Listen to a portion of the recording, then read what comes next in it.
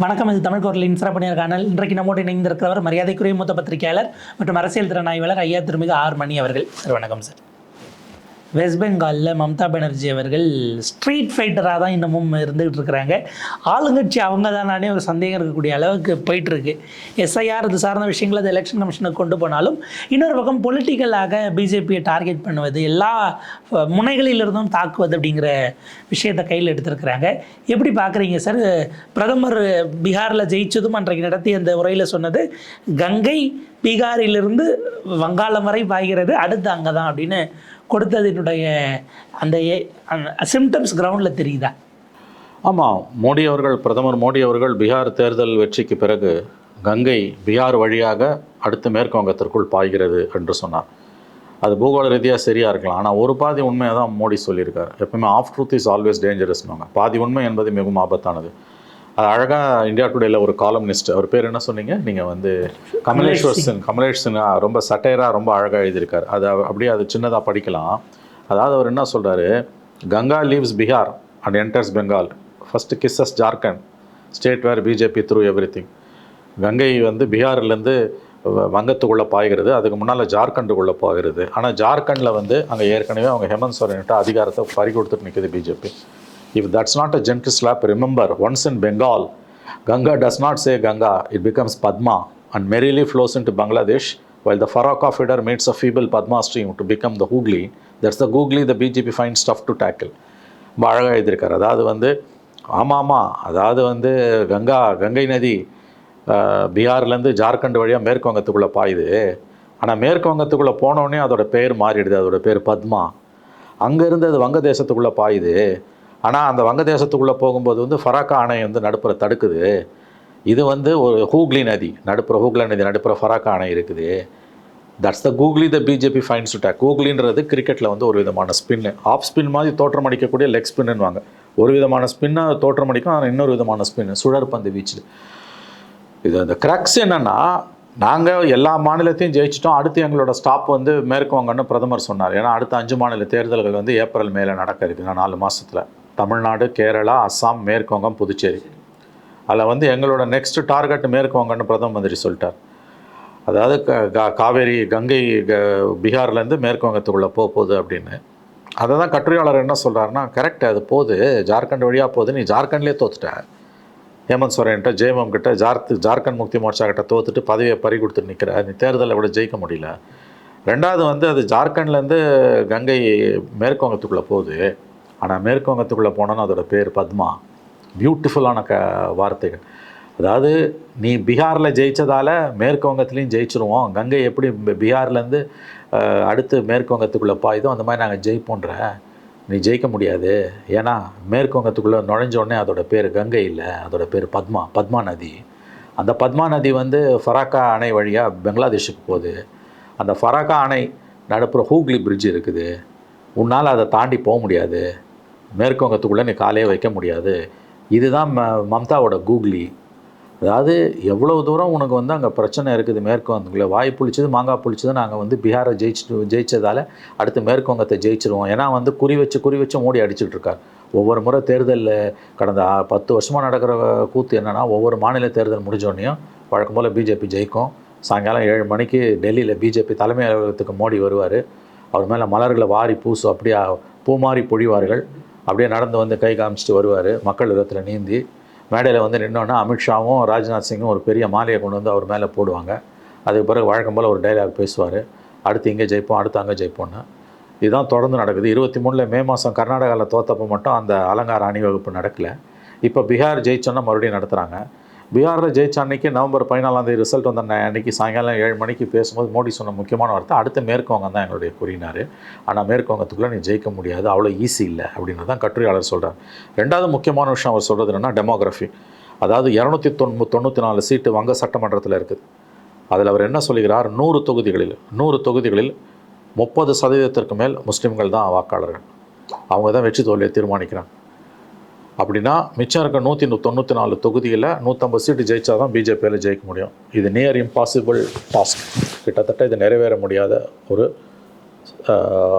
ஒரு சாதனை, நிறைவேற்ற முடியாத டார்கெட், இலக்கு, அடைய முடியாத இலக்கு. அப்படின்னு சொல்லிட்டு சொல்கிறாரு. அப்புறம் கிரவுண்டில் வந்து பிஜேபி வந்து காங்கிரஸும் லெஃப்ட்டும் டெசிமேட்டட், மொத்தமாக இல்லை சைபர் ஆகிப்போச்சு. 34 வருஷம் மேற்குவங்க தாண்ட சிபிஎம் இன்றைக்கி சைபர். பிஜேபி காங்கிரஸ் கிட்டத்தட்ட அதுவும் சைபர், ஒன்றுமே கிடையாது. இந்த 14 வருஷமாக ஆண்டுகிட்டு இருக்காங்க. 2011 11, 16, 21 இது 4வது முறை தேர்தலில் நிற்கிறாங்க. அவ்வளோ ஈஸி கிடையாது இந்த தடவை மம்தாவை தோக்கடிக்கிறது. ஏன்னா அவங்க வந்து கல்ச்சுரலாகவும் எக்கனாமிக்கலாகவும் வந்து அவங்க வந்து ரொம்ப முன்னணியில் இருக்காங்கன்றார். அதை விட இன்னொன்று முக்கியமான விஷயம், ரேவடி கல்ச்சர்னு மக்கள் இலவசங்கள் அண்ட் எள்ளி நகையாடின மோடி இன்றைக்கி அவர் ஆளக்கூடிய மாநிலங்கள்லாம் இலவசங்கள் அள்ளி வீசின்னு இருக்காரு. அதே தான் வந்து இவங்க வந்து மம்தாவும் பண்ணுறாங்க. இப்போ ஜீவிகா தீதின்னு பீகாரில் பெண்களுக்கு கொடுத்தாங்க. மம்தா பானர்ஜி அவங்கள லட்லி பெஹனான்னு 1000 to 1200 ரூபாய் பெண்களுக்கு கொடுத்துட்ருக்காங்க. அதாவது ஷெட்யூல்ட் கேஸ்ட் ஷெட்யூல் ட்ரைபாக இருந்தால் 1200, ஃபார்வர்ட் கம்யூனிட்டி ஓபிசி விமனுக்கு 1000 ஏறதாக 3-4 வருஷமாக கொடுத்துட்ருக்காங்க. ஸோ இது எல்லாத்தையுமே வந்து மீறி ஜெயிக்கிறதுன்றது அவ்வளோ ஈஸி இல்லை. ஏன்னா ஒரு பிஜேபிக்காரரே ஒருத்தர் சொன்னதாக ஒரு காலம்னிஸ்ட் எழுதியிருந்தது, நாங்கள் வந்தால் கொடுப்போங்கிறதுக்கும் இப்போ கொடுத்துக்கிட்டு இருக்கிறவங்க ஏற்றி கொடுப்போங்கிறதுக்கும் டிஃப்ரென்ஸ் இருக்கும். அந்த இடத்துல கவுண்டர் பண்ண முடியாது. அங்கே எங்ககிட்ட மிஷினரி இருந்தது. பை சான்ஸ் மம்தா ஒரு இதை எலெக்ஷனுக்கு முன்னாடி போட்டுட்டாங்கன்னா அந்த நரேட்டிவே காலி ஆயிரும், எங்களால் செய்ய முடியாது அப்படின்னு பிஜேபிக்காரரே சொன்னதாக. இப்போ பீகாரில் பண்ணாங்க, 10,000 ரூபாய் கொடுத்தாங்க. நாங்கள் வந்தால் பொங்கலுக்கு மகாசங்கராந்திக்கு 30,000 ரூபாய் கொடுப்பான்னாரு தேஜஸ்வி. யாரும் நம்பலை அது. அந்த மாதிரி கையில் கண்ணில். ஸோ ஒரு ட்ரெண்ட் என்னென்னா, பல மாநிலங்களில் வந்து இப்போ மத்திய பிரதேஷ், கர்நாடகா, மகாராஷ்டிரா, பீகார் இங்கெல்லாம் பெண்களை குறி வச்சு கொடுக்கக்கூடிய அந்த உதவித்தொகை, தமிழகத்தில் ஸ்டாலின் கொடுக்கக்கூடியது 1000 ரூபாய். அந்த மாநிலம் தான் மேற்கு வங்கத்திலையும் மம்தா பானர்ஜி 1000 1200 வரைக்கும். இன்னொரு முக்கியமான விஷயம், கடந்த 14 ஆண்டுகளாக வந்து ப்ரோ இன்கம்பன்சி வந்து ஓரளவுக்கு வேலை செஞ்சிட்ருக்கு. பெரும்பாலான அரசுகள் வந்து 2வது முறையாக தேர்ந்தெடுக்கப்படுவது ஒரு சாத்தியமானதாக ஒன்றாக நடைமுறையாக மாறிடுச்சு. இது 4வது முறை. Opposition collapse. Opposition only BJP தான். காங்கிரஸும் லெஃப்ட்டும் இல்லை. ஜீரோ. Virtual zero. அப்படின்னா இது இருமுனை போட்டி தான். இது மேற்கு வங்கத்தில் நடப்பது இருமுனை போட்டி. Either this side or that side. பெங்காலில் வந்து பத்ரலோகன்னு சொல்லக்கூடிய உயர் ஜாதி பிராமணர்கள் எல்லாம் வந்து பெரும்பாலும் பிஜேபி பக்கம் போயிட்டாங்க. சிபிஎம்க்கு ஓட்டு போட்டவங்களாம் பிஜேபியில் நிற்கிறான். 3 தலைமுறை சிபிஎம்க்கு போட்டவன் அவன் வாரிசுங்கள்லாம் இன்றைக்கி பிஜேபியில் நிற்குது. அதே மாதிரி காங்கிரஸ், பத்ரலோகன்றது உயர் ஜாதி இந்துக்கள், மிடில் கிளாஸ்ன்னு சொல்லலாம், அவன் எல்லாமே அந்த பக்கம் போய் நிற்கிறாங்க இப்போ. So it seems as of no மம்தாக்கு தான் அட்வான்டேஜ்னு தோணுது. ஏன்னா 100 தொகுதியில் முஸ்லீம்ஸோட அந்த இது அட்வான்டேஜ் கம்ப்ளீட்டாக அவங்களுக்கு இருக்குது. மிச்சம் இருக்க 150 தொகுதியில் வந்து ஸ்ட்ரைக் ரேட் வந்து 30% இருந்ததுன்னா கூட வந்து 45 சீட்ஸ், 194 தான் டார்கெட்டு. ஸோ ஈஸிலி 150 கிராஸ் பண்ணுவாங்கன்றாங்க. பட் இந்த எஸ்ஐஆர் மூலமாக நிறையா சிக்கல் வருது. இருந்தாலும் மம்தாவுக்கு தான் வந்து பெங்காலில் வந்து வாய்ப்பு இருக்குது. இப்போ வரக்கூடிய தகவல்கள் வந்து மம்தா பானர்ஜிக்கு தான் அங்கே வாய்ப்புகள் அதிகம்னு தோண வைக்குது. Unless some miracle happens. But அதுக்கு வாய்ப்பு குறைவு. எனக்கு என்னமோ அங்கே எஸ்ஐஆர் இதெல்லாம் முஸ்லீம் கன்சால்டேஷன், மைனாரிட்டி கன்சால்டேஷன் அக்ரெசிவாக நடக்குது.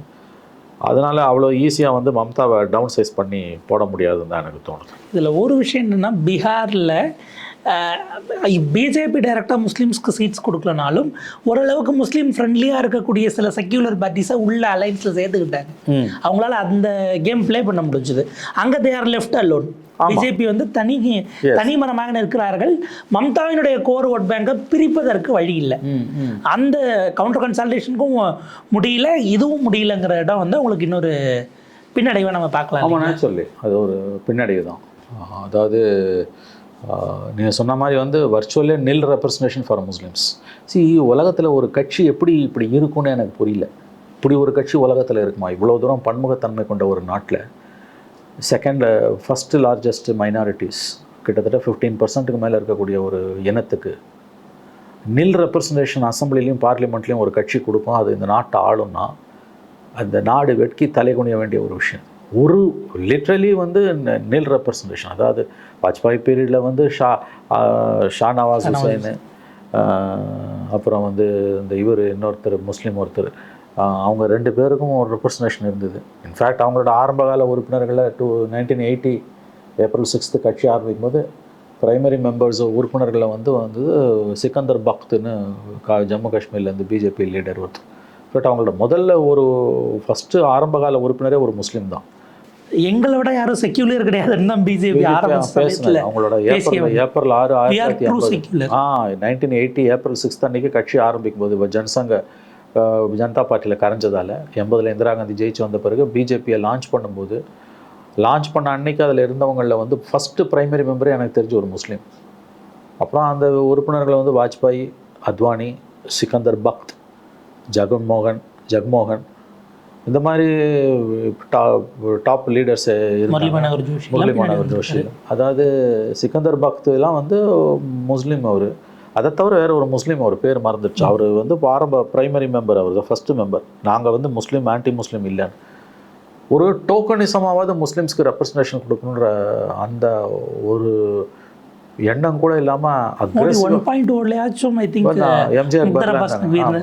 முக்தார் அப்பாஸ் நக்வி அதெல்லாம் கம்ப்ளீட்டாக தூக்கிட்டு, அதாவது வந்து கூச்ச நாச்சமே இல்லாமல் இப்படி ஒரு கட்சி வந்து எப்படி இருக்குதுன்றதே ஆச்சரியமாக இருக்குது. ஸோ அந்த இடத்துல வந்து உங்களுக்கு அங்கே 30% முஸ்லீம் பாப்புலேஷன் கூடிய 100 கான்ஸ்டிடுவன்சிஸ். இந்தியாவிலே முஸ்லீம் பாப்புலேஷன் அதிகமாக இருக்கக்கூடிய மாநிலம் West Bengal. 27% of the West Bengal population is Muslims. 100 கான்ஸ்டிடுவன்சிஸில் 30%. அதில் அவங்க ஸ்ட்ரைக் ரேட் வந்து 90, ஒரு 80 to 90 இருந்து மிச்சம் இருக்க 150ல் வந்து 30% இருந்ததுனா கூட they will easily capture power, retain power. It's going to be a very, எனக்கு என்னமோ மம்தா இஸ் கம்மிங் பேக்குன்னு தான் தோணுது இந்த ஆல் தீஸ் திங்ஸ். அதனால தான் வந்து அவன் பிஜேபி எப்படியாவது அங்கே ரணகளரி ஆக்கணும்னு பார்க்குறாங்க. பிஎல்ஓஸ்க்கு நிறையா ப்ரெஷர் இருக்குது. அதாவது பெங்கால் பிஜேபி கிட்ட போச்சுன்னா that's the most dangerous thing for Indian politics. ஆனால் ஹார்ட் கோர் ஹிந்தி பெல்ட்டோ வெஸ்டர்ன் இந்தியாவோ நார்தன் ஒடிஷா, நாளைக்கு ஆந்திர பிரதேஷோ கூட வந்ததுன்னா கூட கவலை கிடையாது. ஒடிசாலாம் கூட கவலை கிடையாது. பட் பெங்கால் போச்சுன்னா what Bengal thinks today India will think tomorrow. That's the gateway to capture India. அவங்க ஹார்ட் கோர் ஹிந்தி பெல்ட் எல்லாம் பிடிச்சாங்க, பட் வெஸ்டை பிடிச்சாங்க, குஜராத்தை, சவுத்தை பிடிச்சாங்க, கர்நாடகாவில். பட் பெங்காலை பிடிச்சாங்கன்னா that will be the death knell for Indian democracy. I think for come what may secular forces வந்து they have to back Mamata Banerjee. இதில் லெஃப்டோட டெசிமேஷனை பற்றியும் யோசிக்கணும். நம்ம 34 வருஷம் ஆண்ட ஒரு கட்சி அது எப்படிங்க சைபர் ஆக முடியும்? என்னால் அதை புரிஞ்சிக்கவே முடியல. அப்படின்னா there is something very seriously wrong with the CPM, very seriously wrong. அது வந்து ஐடியாலஜியோட கோளாறா அல்லது இம்ப்ளிமெண்டேஷனோட கோளாறான்றது கூட மேபி டிபேட்டபிள். ஏன்னா பெரஸ்ட்ராய்க்கா, கிளாஸ்னோஸ்ட் பெரஸ்ட்ராய்க்கா வந்து 1990ல் வந்து சோவியட் யூனியன் கொலாப்ஸ் ஆனப்போ வந்த ஒரு ஃபேமஸான ஒரு சொல்லாடல். அந்த பீரியடில் சோவியட் யூனியனில் கொலாப்ஸ் ஆனப்போ வந்து ரஷ்யாலையும் அதர் சோவியட் ரிப்பப்ளிக்ஸ்லையும் அந்த ஃபேமஸ் ஒரு சொல்லாடல் என்னென்னா, whether the fault lines lies with the moustache or with the beard. Stalin தப்பா, மார்க்ஸே தப்பான்றது எனக்கு நல்லா ஞாபகம் இருக்குது. 90ஸ்ல வந்து லேட் 80s அண்ட் 87 கொர்பச்சேவ் வந்த பிறகு, மிடில் 80ஸ்ல கொர்பச்சேவ் வந்த பிறகு 86, 87ல் கிளாஸ்னோஸ்ட் அண்ட் பெரஸ்ட்ராய்க்கா வருது. 91 August Soviet union collapse. Soviet union collapse ஆன பிறகு வந்த ஃபேமஸான சொல்லாடல் அந்த பீரியட் பூரா லேட் 80ஸ்லையும் ஃபார்மல் ஸ்பிளிட், டிஸ்இன்டகிரேஷன், பால்கனைசேஷன் வந்த பிறகு லேட் 80s. ஆமாம், யூஎஸ்எஸ்ஆர் கொலாப்ஸ் ஆகி கொண்டிருந்த காலகட்டத்தில், ஆமாம், லேட் 80s, 88, 89, 90, 91ல் கொலாப்ஸ் ஆன பிறகு அந்த பீரியட் பூரா வந்தது வந்து say for example from 87 to 92, 93 வரைக்கும் ஃபேமஸான ஒரு சொல்லாடல் என்னென்னா வந்து ஸ்லோகன்னு கூட சொல்லலாம். அது வந்து the fault lines lies with the beard or the fault lines lies with the mustache or with the beard. தப்பு மீசையிலையா, தப்பு மீசையிலையா, தாடிலையா? மீசக்காரா தாடியா இல்லை, தப்பு மீசையிலையா, தாடிலையா? ஏன்னா ஸ்டாலினை பிளேம் குறியீடா ஸ்டாலின் தான் வந்து Stalin's atrocities, Stalin's genocide, whether Stalin's genocide is responsible or Marx's ideology is responsible. ரொம்ப ஃபேமஸான ஒரு சொல்லாடல் இது. The fault lines lies with the moustache or with the beard. அந்த மாதிரி இப்போ வந்து உங்களுக்கு பெங்காலில் வந்து உங்களுக்கு வந்து நம்ம அந்த கேள்வியை கேட்க வேண்டிய காலகட்டம் வந்துடுச்சோன்னு எனக்கு தோணுது. Maybe I am wrong, maybe I am absolutely wrong. But என்னால் ஒரு விஷயம் புரிஞ்சிக்க முடியல. இது ஒரு டீப்பர் அனாலிசிஸ் தேவைப்படுது நான் நினைக்கிறேன். எந்த விதமான உள்நோக்கங்களும் இல்லாமல். இப்போ நம்ம சொன்னால் சிபிஎம் தோழர்களை கோபித்துக் கொள்வார்கள், காயப்படுத்துறதுக்காக சொல்லலை. பட் இந்த கேள்வி எழுவது இயல்பானது. அது எப்படிங்க 34 வருஷம் நீ ஆண்டுட்டு இன்றைக்கி சைபர் ஆகுறன்னா நீ என்ன பண்ண கீழ்ச்ச 34 வருஷத்தில்? அந்த ஒரு சீட்டு கூட ஜெயிக்க முடியலன்னா அப்போ வாட் இஸ் தி மெசேஜ்? என்ன பண்ண 34 வருஷத்தில்? ஒரு சீட், லிட்ரலி ஒரு சீட் வைப்ட் அவுட். ஏன்னா உங்க ஓட் பேங்கை பிஜேபி போன்ற ஒரு பார்ட்டி ஸ்வீகாரம் பண்ணது இல்லை. இப்போ நீங்கள் அந்த பத்ரலோகம்னு சொல்லக்கூடியவங்க அப்படியே அந்த பக்கம் நகர்றாங்கல்ல. அப்போ அந்த 34 வருஷத்தில் வந்து அந்த 34 வருஷத்தில் வந்துங்க 15 பேர் கேபினெட்னா 14 பேர் Brahmins, there will be only one Muslim.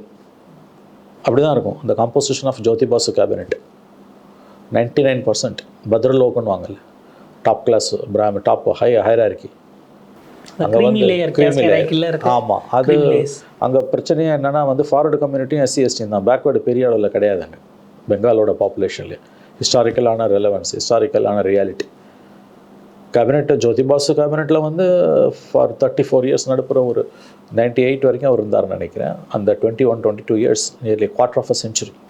அதுக்கு பிறகு தான் புத்ததேவ் வராரு. குவார்டர் ஆஃப் அ செஞ்சுரி வந்து கம்ப்ளீட் பிராமின்ஸ், சாஸ்திரத்துக்கு or by nature or by design வந்து ஒரு முஸ்லீம், நோ நான் பிராமின், நோ தலித். இப்போ அது மட்டும் இல்லாமல் அந்த பத்ரலோகம்னு சொல்லக்கூடிய அப்பர் காஸ்ட் ஹிந்துஸை அந்த பக்கம் போயிருக்காங்கல்ல, மம்தா கிட்ட போயிருக்காங்க, பிஜேபி கிட்ட போயிருக்காங்க, sorry. It's very serious problem. Bengal is acid testing. எனக்கு தெரிஞ்சு நம்ம கவலைப்பட வேண்டியது 26 தமிழ்நாடு கூட கிடையாது, நிச்சயமாக தமிழ்நாடு கிடையாது. என்னை பொறுத்த வரைக்கும் கவலைப்பட வேண்டியது பெங்கால். ஏன்னா அதுக்கு பிறகு நேஷனல் பாலிடிக்ஸினுடைய ஸ்பெக்ட்ரம்ங்கிறது பயங்கரமாக மாறிடும். இஃப் தீதி இஸ் த்ரோன் அவுட்னா இந்தியன் பாலிட்டிக்ஸுக்கான I think it's red signal. ஏற்கனவே ஷேக் ஹசீனா விவகாரத்தில் ஃப்ரிக்ஷன்ஸ் போயிட்டு இருக்க காலகட்டத்தில் ஏற்கனவே ஷேக் ஹசீனா விவகாரத்தில் அதுதான் சொல்ல வர அடுத்த ப்ராப்ளம். அதுக்கு நல்ல வேலை காலகட்டத்தில் நமக்கு அந்த பக்கம் வந்து பத்தி எரியுது. We are losing our north eastern front. வெஸ்ட்டில் நமக்கு பாகிஸ்தானோட பிரச்சனை, இந்த பக்கம் சைனாவோட பிரச்சனை, இந்த பக்கம் பங்களாதேஷோட நமக்கு வந்து லேண்ட் லாக்டு. 7 கண்ட்ரிஸ் வந்து எல்லாம் நார்த் ஈஸ்ட் பூரா லேண்ட் லாக்டில் மாட்டியிருக்கு. பங்களாதேஷ் வந்து பாஸ்ட் 50 இயர்ஸாக இந்தியா கண்ட்ரோலில் இருந்தது, இன்றைக்கி கம்ப்ளீட்லி செசிடட். மம்தா பானர்ஜி தோற்கடிக்கப்பட்டு பிஜேபி வந்துன்னா கல்கட்டாவில் இருக்கக்கூடிய pro Hindutva forces and politics பங்களாதேஷுக்குள்ளே ஆன்டி ஹிந்து சென்டிமெண்ட்டை இன்னும் அதிகமாக ஊக்குவிக்கும். அப்போ இன்னமும் அது வந்து மதவாதிகள் கையில் போய் சிக்கும். அந்த காலத்தில் ஹசீனாவே அந்த விஷயத்தை அவங்களே சொன்னாங்க. துர்கா பூஜா அப்போ அவங்களோட கடைசி காலத்தில் அவங்க இந்த மத தீவிரவாதிகளுக்கு இரையாகக்கூடிய பேச்சுக்களை பேச ஆரம்பித்தாங்க. 2022 பூஜாவில் எனக்கு நல்லா ஞாபகம் இருக்குது. அவங்க வீட்டில் இருந்துட்டு பூஜா பந்தலுக்கு வீடியோ கான்ஃபரன்ஸில் உரையாற்றும் போது, ஏன்னா ஒரு 5-6 இந்து பூஜா பந்தல்களை கொளுத்துனாங்க.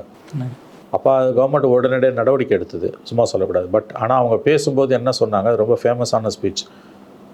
அண்டை நாட்டில் இருக்கக்கூடிய மைனாரிட்டிஸ் தொடர்ந்து தாக்கப்படுவாங்கன்னா இங்கே அதற்கான எதிரொலி இல்லாமல் இருப்பது என்பது கடினம்னாங்க. ஓப்பனாக வந்து ஒரு இந்துக்களுக்கு எதிரான இஸ்லாமிய தீவிரவாதிகளோட நடவடிக்கையை ஆதரித்து ஷேக் ஹசீனா பேசினது. ஆனால் அவங்களுக்கு எதிரில் இருந்தவங்க அளவுக்கு அவங்களால ஸ்ட்ராங்காக பேச முடியாது. அது எதுக்குன்னா அந்த அம்மா ஒன்றும் by nature she is a secular person. ஆனால் என்னென்னா கையை விட்டு போகுது, அங்கே இருக்க மத பழமைவாதிகள் தான் ஓட் பேங்கை திருடுறாங்கன்னு அந்த அம்மா அந்த ஓட் பேங்கை ரெட்ரீவ் பண்ணுறதுக்கு பேசினாங்க. ஆனால் அதெல்லாம் எடுபடலை. She was thrown out. அது வேறு விஷயம். நீங்கள் சொன்ன மாதிரி வெஸ்ட் பெங்கால் இன்றைக்கி பங்களாதேஷ் இருக்கக்கூடிய சுச்சுவேஷனில் பிஜேபி கவர்மெண்ட் வந்ததுன்னா ஜியோ பொலிட்டிக்கலாக இந்தியாவுக்கு அது வந்து Indian foreign policy will be under siege. ரெண்டாவது, இந்தியாவுக்குள்ளே அது ஏற்படுத்தக்கூடிய பாதிப்புகள் என்பது வந்து பாரதூரமானவை. அதாவது போலரைசேஷன் ஆஃப் இந்தியன் சொசைட்டிங்கிற இடத்துல இன்னொரு அடுத்த ஸ்டேஜுக்கு போகும். அதாவது what Bengal thinks today India will think tomorrow. நாங்கள் ஹிஸ்டாரிக்கலி இந்திய விடுதலை போராட்ட காலத்தில் இந்தியன் ஃப்ரீடம் ஸ்ட்ரகிளில் பெங்காலை குறி வச்சு, அப்போ ஒன்றுபட்ட பெங்கால் தான் குறி வச்சு, யுனைடெட் பெங்கால் குறி வச்சு வெள்ளக்காரன் அடித்தோம். 1905 வங்க பிரிவினை. ஃபேக்சுவலி இன்னொரு விஷயம் சொல்லுவாங்க. ஆக்சுவலாக அந்த காலத்துலேருந்தே அந்த இடத்துல ப்ரிடாமினண்ட்டாக இருந்தாங்க. அம்பேத்கர் அவர்கள் கான்ஸ்டியூண்ட் அசம்பிளிக்கு மும்பையிலேருந்து போகல, அங்கே இருந்த காங்கிரஸ்காரர்கள் அதை அலோவ் பண்ணல. அன்னைக்கு அங்கே இருந்த முஸ்லீம் லீகினுடைய கவர்மெண்ட் நாமினியாக அம்பேத்கரை கான்ஸ்டியூண்ட் அசம்பிளிக்கு பெங்காலிலிருந்து அனுப்பியது அப்படின்ட்டு ரவிக்குமார் கூட வேற ஒரு இதில் கோட் பண்ணி எழுதியிருந்தார் விசிகேவினுடைய ரவிக்குமார். ஸோ அங்கே முஸ்லீம்ஸ் கவர்மெண்ட்டே ஃபார்ம் பண்ணது. ஐயுஎம்எல்கான ஸ்பேஸ் எல்லாம் அந்த காலத்தில் இருந்தது நம்ம ஹிஸ்டாரிக்கலாக பார்க்க வேண்டியிருக்கு.